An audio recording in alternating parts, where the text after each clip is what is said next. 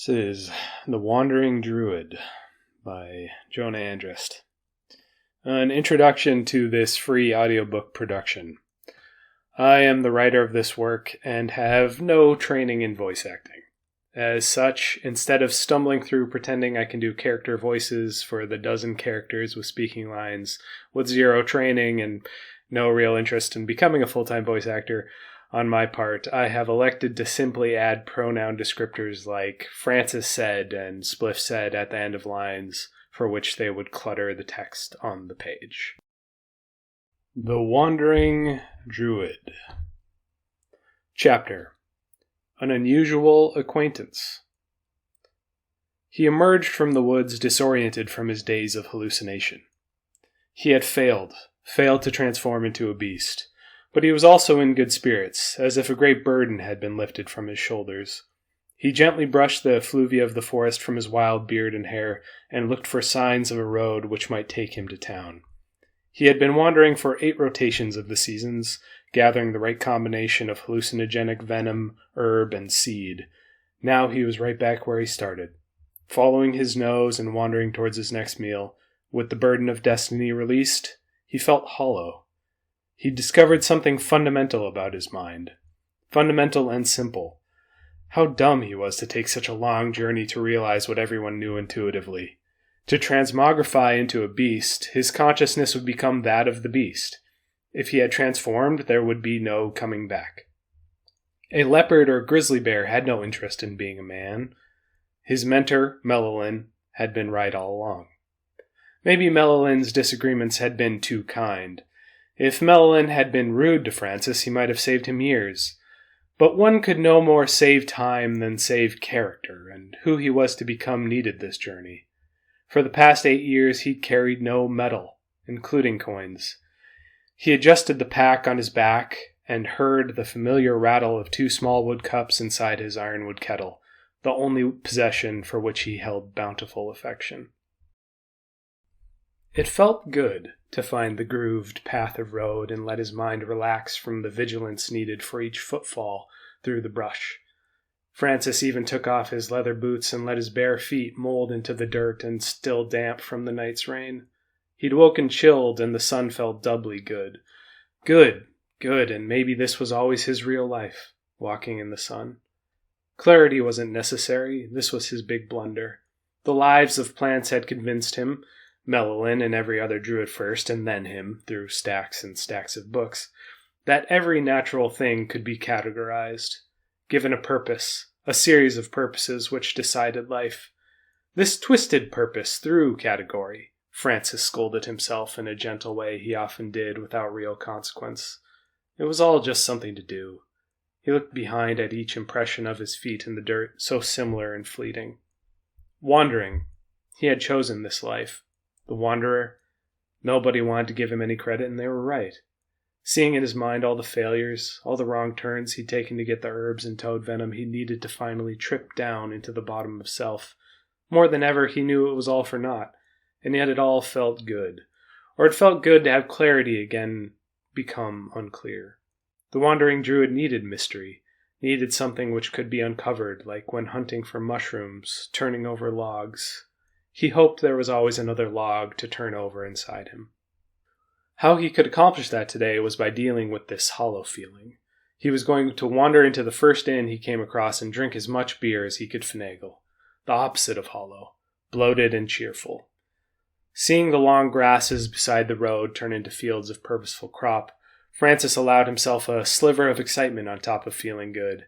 It was the first time in 8 years where he felt the strange whirlpool of passion without direction. Francis was used to being unclear in his feelings.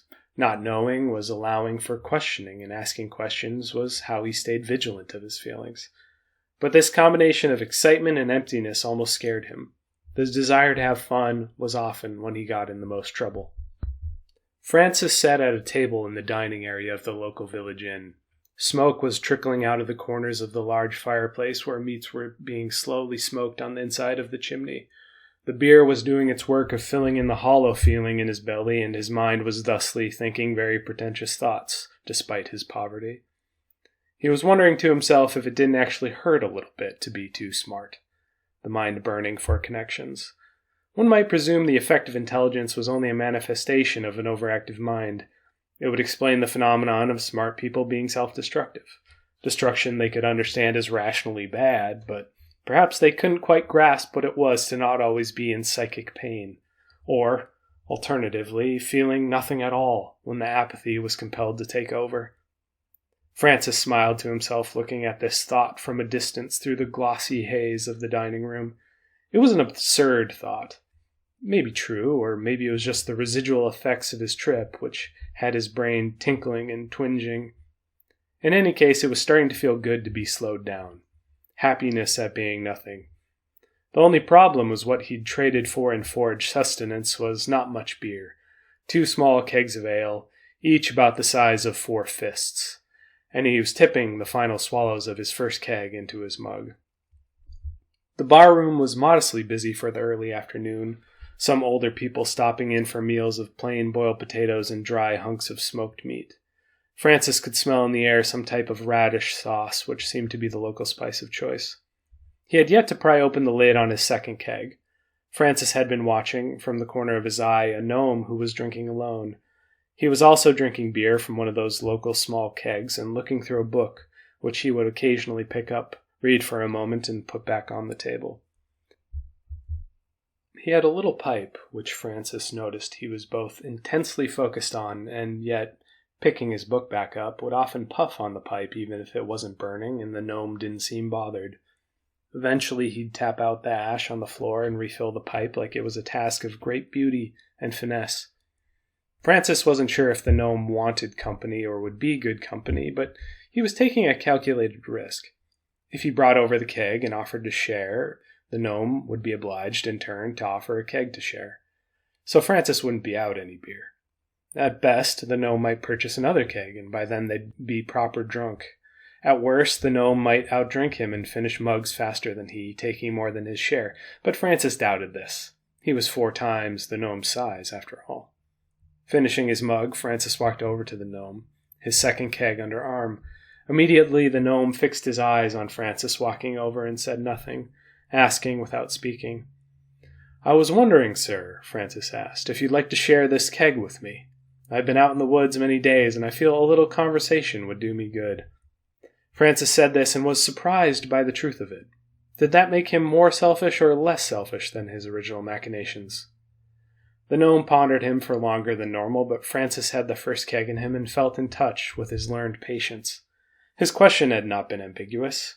He waited with a blank look. Finally, the gnome responded. "My dear sir, I will accept on one condition." "Name it," Francis responded. "We both never call a soul sir ever again." "A serious condition. What will I call knights?" Francis asked. The gnome considered this. "Yes, that might become a problem. In any case, I am no sir, and don't take kindly to such pretentious appraisals of my rotten heart. I respond as scoundrel, knave, vagabond, whoreson, etc. Never sir," Spliff said. Francis laughed appropriately and agreed. He motioned towards the chair to take it, and the gnome nodded.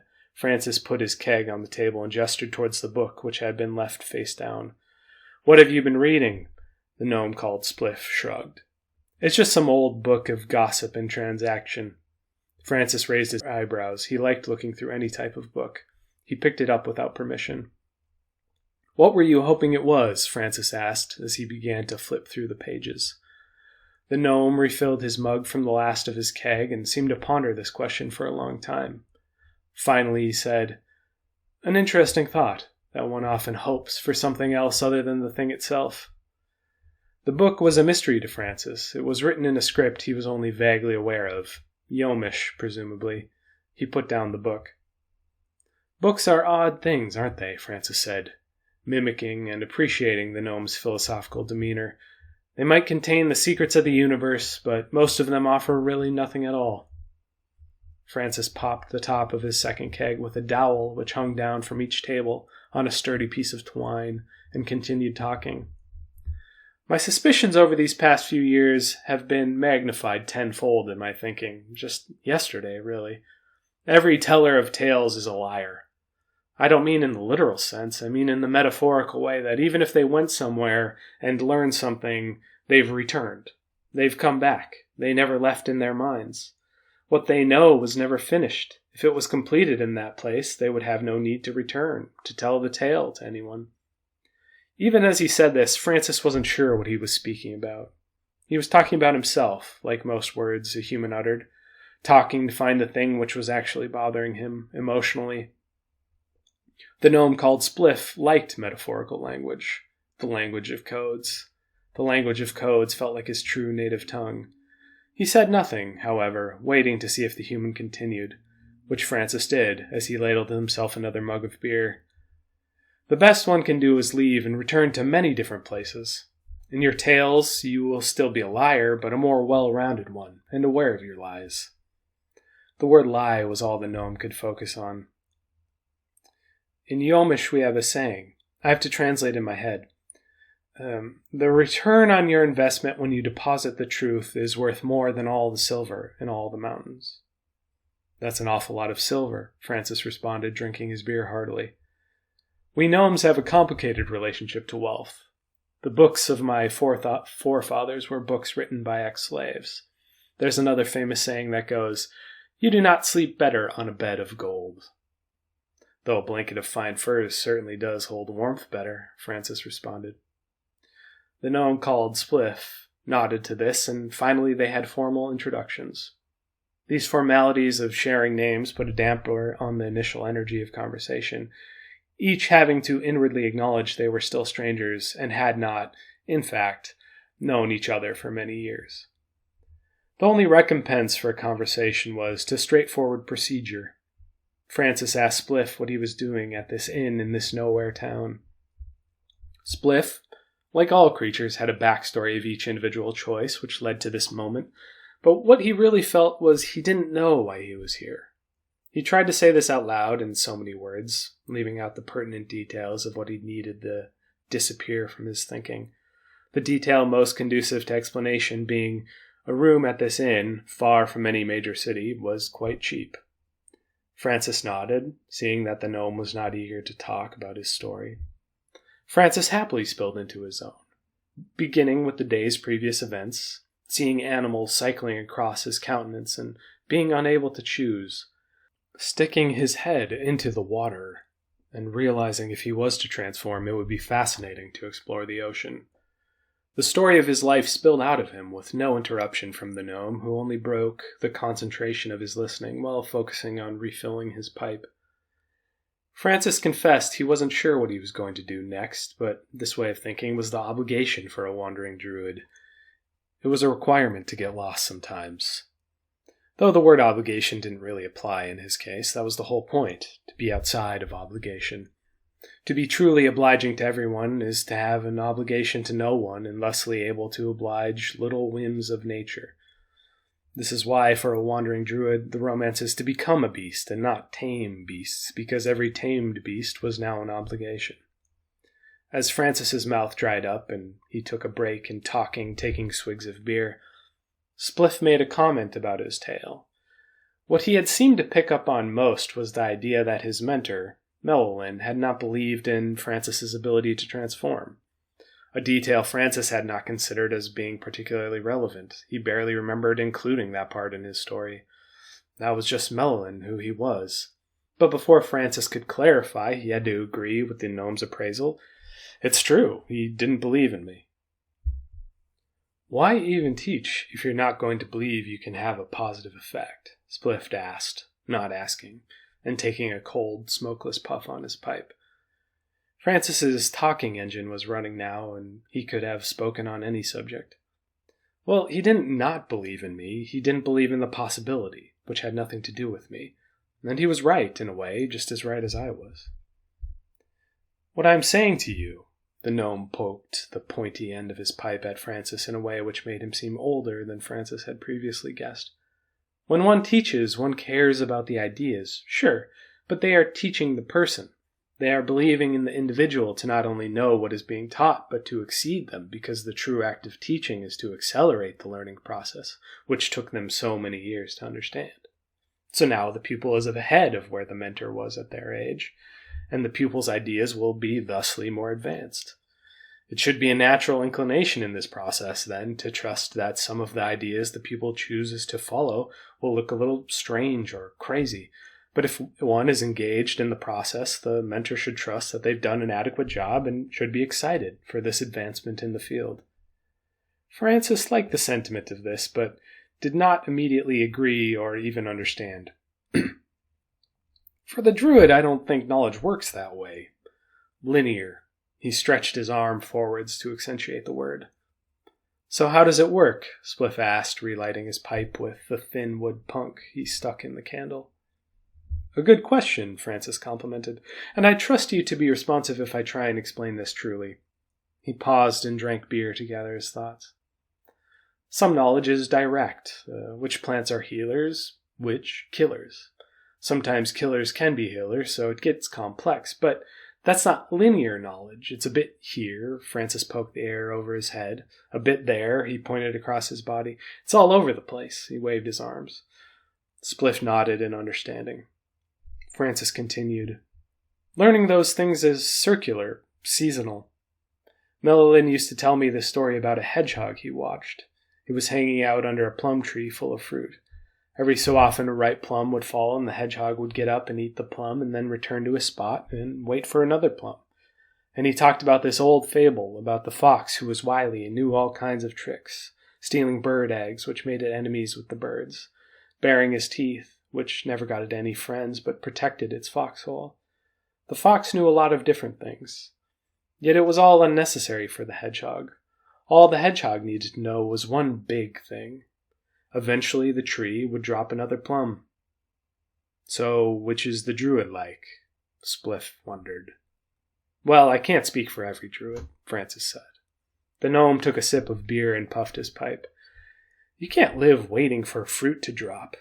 Such a place is the conception of heaven. It's fictitious. Soon that tree will have no more plums. Francis tried to go back to the start of the question. They could easily wander into a shade of fruit tree discussion, which would, ironically, bear no fruit. Even with Mellowlin's teachings, I don't think I will surpass him. I guess that's what I was trying to say. You can't surpass the big thing. You can't surpass everything. At this comment, the gnome smirked, like Francis had walked into a trap he had covertly laid. Could the world not be changed in such a way where everything is expanded? In expansion, nothing needs to be surpassed. Spliff had a twinkle in his eye, which gave the appearance he was speaking on something he understood deeply. Learning is an expansion, and trust me, there are things you could still learn, which would change your conception of reality. Francis took a long beat, thinking and covertly examining the gnome who was filling his mug with beer.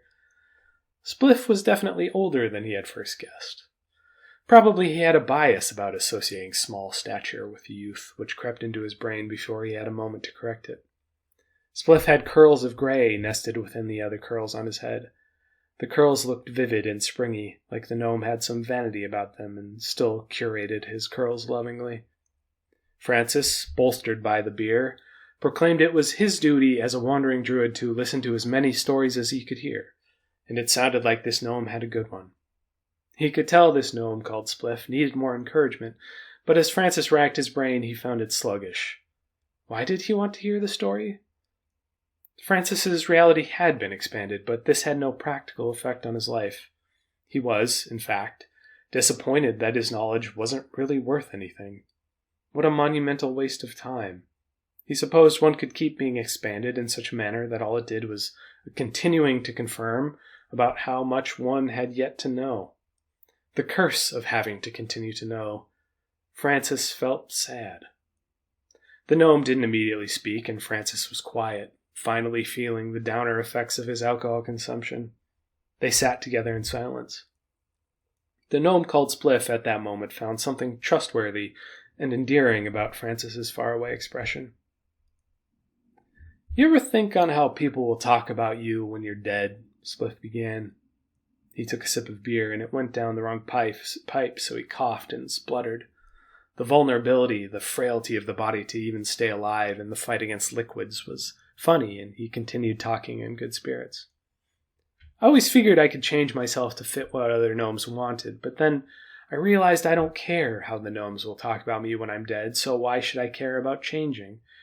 And when I decided that, there were two major benefits. Spliff held up 2 fingers to accentuate these words. One intimate and one social. The intimate is obvious.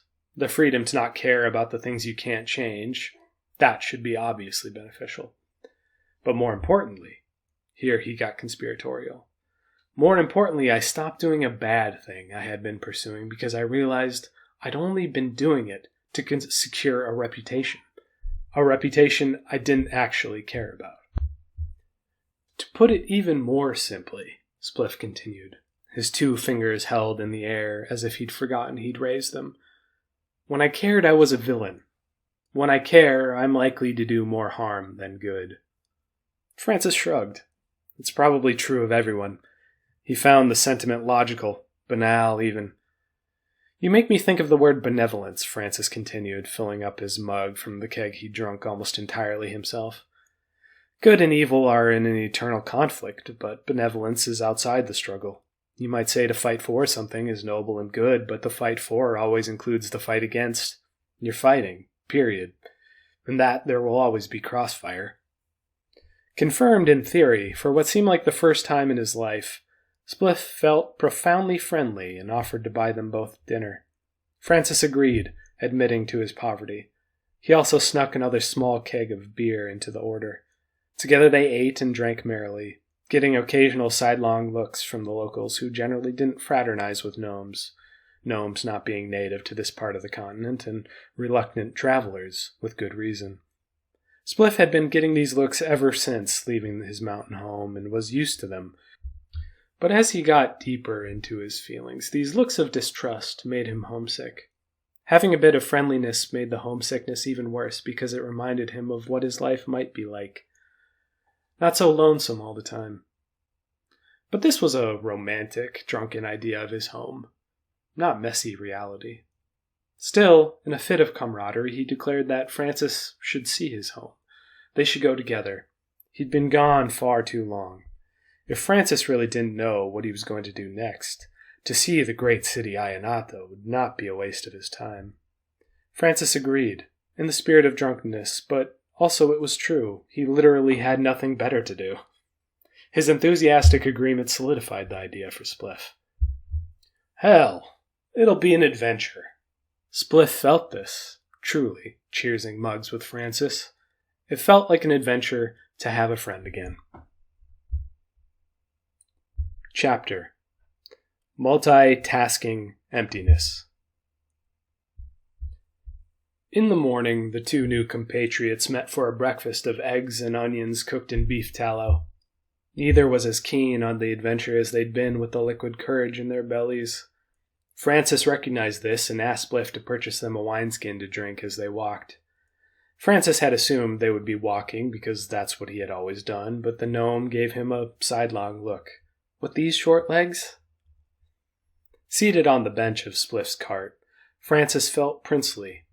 His pack off his back, thrown on top of Spliff's trunks, and the wineskin in hand, he felt young again, like his whole life was ahead of him. The mare trotted next to fields of early summer where farmers gave them sidelong looks. Francis refrained from asking how long the journey would be, though every instinct wanted to ask. He told himself the journey would be as long as it would be. Such was the journey's gift. He refrained from bragging about his restraint. The comedy would get lost in translation to spoken language and would undercut his appreciation of himself because by not talking about not bringing it up, he would be bringing it up. He also restrained from pontificating on the meditative state of mind, though, again, he had to admit he was rather more interested in talking or thinking about meditation than actually doing meditation. He turned these rapid thoughts onto measures of his own competence, what he had to offer on this journey. The route was unknown to him. He'd never ventured this direction into the continent before. The winters were said to be bitter cold. He was a coastal creature. But the fact that he'd never been before, and to such a famous city at that, would be an interesting endeavor. He'd often thought of his meditative state as a goofy paradox, multitasking emptiness. thinking in enough random directions, and what he was left with was nothing. He didn't find anything there, in the emptiness, but he was more open to possibility. Like he'd accounted for everything and nothing simultaneously. It was not so easy to be a wanderer, but then again, he'd never been too damaged. He knew of at least 2 fellow druids who died early, and at least one of these 2 from an internal disease of lonesomeness. That druid ingested medicines constantly, and his mind painted the most vivid pictures of non-reality. Yet to live in beauty is to be overcome with its lack when beauty is gone. Then you are truly alone, forgotten and abandoned by beauty, and you'd do anything to have it back. The most dangerous things. Francis sat in sentimental self-reflection contentedly for many miles, almost half the day before Spliff began speaking. Spliff had known this trip would be necessary, as his funds had slowly dwindled, but he'd procrastinated. He was grateful to have Francis as spiritual support.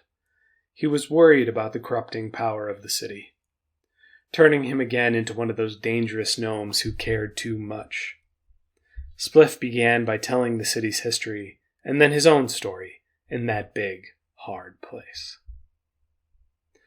Chapter: The Great City Ionata.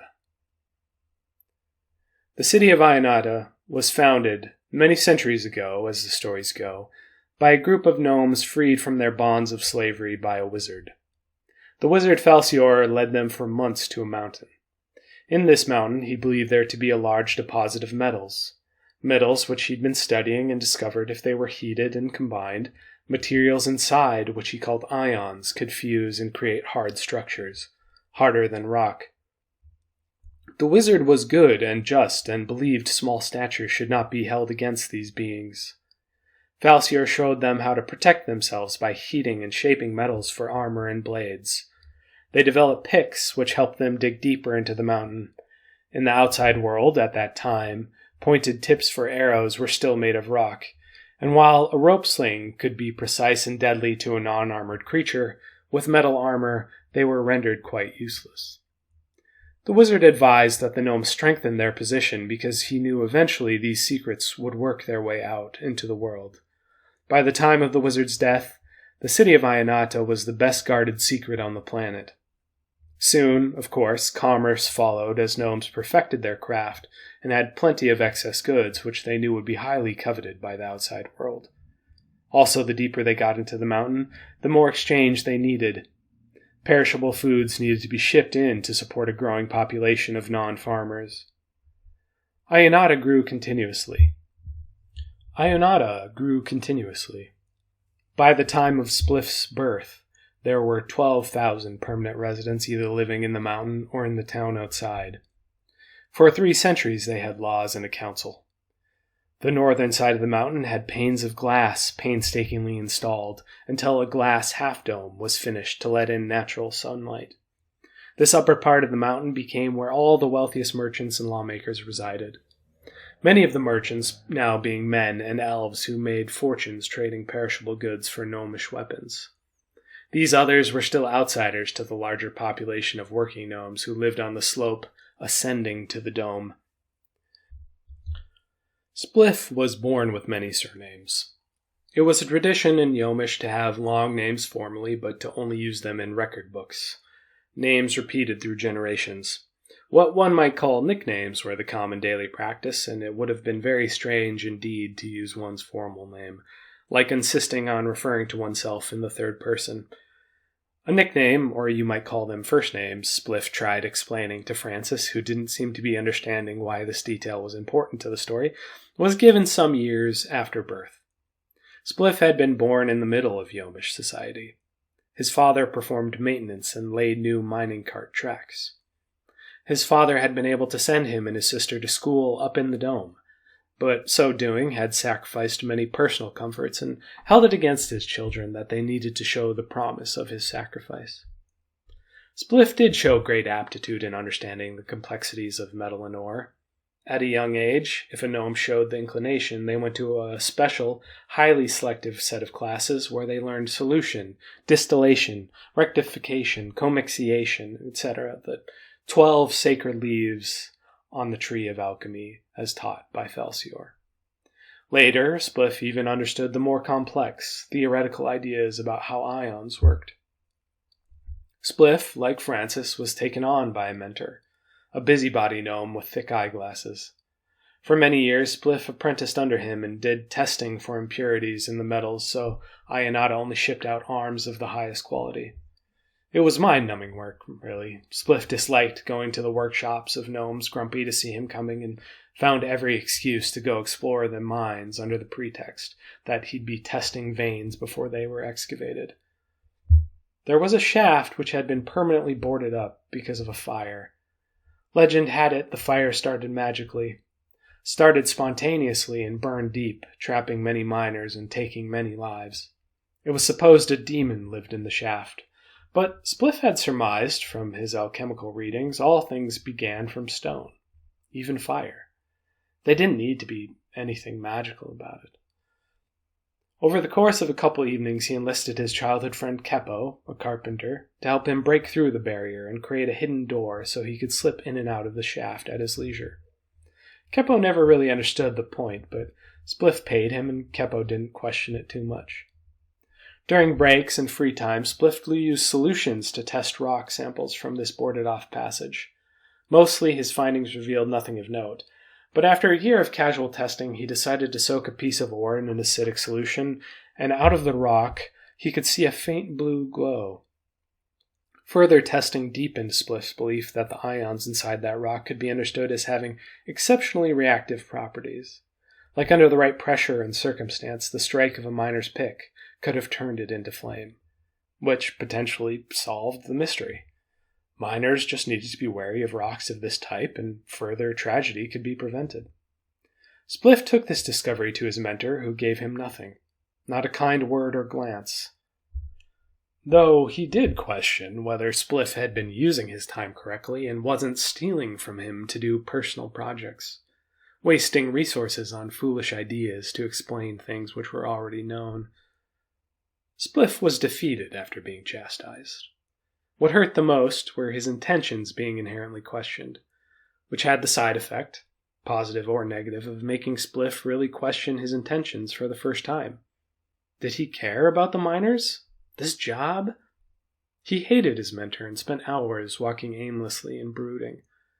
But finally, all this questioning led to a breakthrough. He had been thinking far too small. If ore did hold such potential, making swords and armor was only a beginning. They made fires for defensive bombs from oils, but those fires would compare nothing to the capacity in a fiery ore. He worked with renewed zeal, making copious notes for a new mineral he dubbed atheromite. Only once did he practically test his theoretical ideas. With a portion of the atheromite he'd harvested over the last few months placed into a reactive tin cylinder, filled with an intricate and detailed number of other metal shavings he'd harvested, Spliff snuck into the shaft and connected the cylinder to a fuse. He lit the long strand of twine, which he'd tightly coiled and reinforced with wax, and waited behind his shelter of wood, resisting every urge to poke up his head. Keppo came through the hidden door into the shaft, drunk on barley wine. He had obviously seen Spliff and decided to follow him. Spliff had to rush at the other gnome and jump on top of him just before the loud crack and tinkle of tin shards bouncing off the walls of the shaft. This incident introduced Spliff to the idea that potential of this kind could have side effects. Secondary casualties from those who had no idea what they were working with. His work with atheromite slowed, and he transitioned to reading more philosophy and history from the outside world. He'd read to discover if anyone else knew of this material. Nothing showed up which made him nervous. This was truly new. He had trouble rectifying new power of this kind and potential harm. For many weeks after, Keppo pestered Spliff about what had happened in the shaft. Spliff managed to dodge these questions until finally their relationship fell apart completely. Keppo, angry his friend wouldn't explain to him what he was doing. Spliff thought it was none of his business. After all, he hadn't asked to be followed. The mountain and the city itself began to feel cloying. His muscles felt tense and his thoughts made him claustrophobic. Spliff needed to find what else was out there for him in the world, so he sold his small apartment in the dome, hid his notes and old books, and gave the books to his youngest sister, Haida, to keep indefinitely. Maybe he would never find and do anything else with his life, but this was better than accidentally contributing to catastrophe. Francis was flabbergasted hearing this story. Having heard all the salient details, he had what seemed like 100 questions, but searching his mind couldn't find one specifically. Later, when they stopped for dinner, he finally found one. "So, who else knows about this Atheramite?" Spliff responded while chewing a hunk of bread. "No one, as far as I know." Such a detail seemed impossible, but the whole story seemed impossible. A week later, fairly deep into the continent now, bumping through a pitted section of the road, Francis was inspired by a fleeting sense of similarity. I don't really know how to say this, so I'm going to muddle around. I think nobody is ever telling the truth, because they can't know the truth. I became suspicious of everything, and yet I'm not suspicious of you, because this hiding seems rational. You are not a liar. I lied to myself about my capacities for years. You knew your capacities. We have something in common, but I'm not sure I understand it. Spliff didn't respond, just held the reins laxly. Finally, Francis continued, "My virtue is truth, and my vice is truth. Skeptical of everything. I want to lie so I can catch others lying. Your virtue is exposure, and your vice is hiding. You hide because you knew real exposure would make hiding impossible. Forever." "I don't think you're a liar, Francis," Spliff said lazily, like he was only half listening. "Well, there's a reason many people don't trust druids. They presume we're liars, and if enough people presume something about you, it makes it believable, even to yourself." "You don't believe that," the gnome said, not taking his eyes from the lazy gait of his mare. He liked watching the muscles in her hindquarters appear and disappear with each step. "I do believe it," Francis rejoined. "I believe other people's perceptions. I don't have to agree, but I believe. Belief isn't agreement. I believe a ghoul craves rotten flesh, but I don't agree with its desires. A liar tells untruths on purpose. Something I've yet to see you do," Spliff said. No. Francis disagreed. A liar tells truths that they believe, or think are true somewhere, but don't know to be true or isn't true at this moment or for them. Lying is like parrying with a sword. It's defensive, but does not make one a good swordsman. A good swordsman strikes true. If defense from their strike is possible, they've not placed a good blow. Such is the same with the truth. It's lucky the whole world isn't made of such perfect truth swordsmen. None of us would stand a chance. We'd be cut down before we learned anything at all. Or had any fun. Spliff, saying this, realized he was in good spirits. He was happy heading home and finally being with someone who'd been patient enough to hear his whole story. "Let us say I'm a recovering liar and you're a recovering hider." Francis gave Spliff a firm grip of his opposite shoulder, a cheery half-hug. Their lazy but loud banter ceased as they rounded a bend and saw a figure sat on a mound on the side of the road. In the sun of high noon he shone, a pool of light reflected off his plate metal armor, which sat in a pile next to him. As they got nearer, Spliff slowed the mare. The knight lifted his head to watch, a sad look on his face, seriously confused about what the world might do to him next.